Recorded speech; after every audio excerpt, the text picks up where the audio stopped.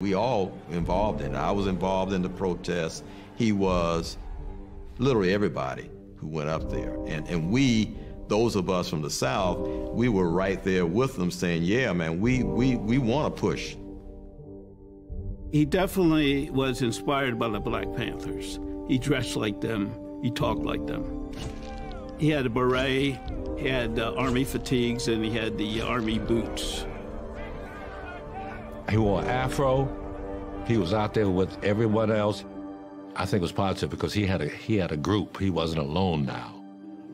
He became part of his group. I don't know if he had a well-formed political philosophy before he got the Holy Cross. Maybe he was simply going along.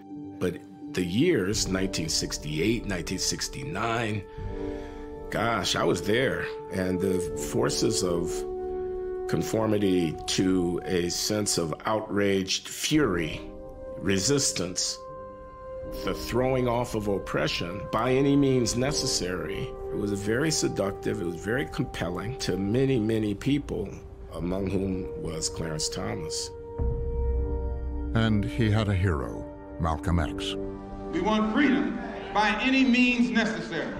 We want justice by any means necessary. We want equality by any means necessary. He had a poster of Malcolm X in his dorm room.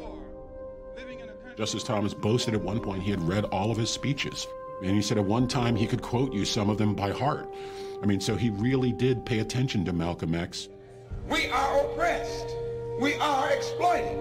We are downtrodden. We are denied not only civil rights, but even human rights. Clarence Thomas's activism culminated in his junior year as protests broke out 40 miles away in Harvard Square. An estimated 2,000 radical students from the greater Boston area decided to march to Cambridge and continue demonstrating. We drank our way to Harvard Square, where our disorderly parade deteriorated into a full-scale riot. The demonstration then turned into the most extreme civil disorder in Cambridge history. 4,000 students against 2,000 police. The police fired rounds of tear gas into the crowd, but that didn't deter us, and we kept on rioting well into the night.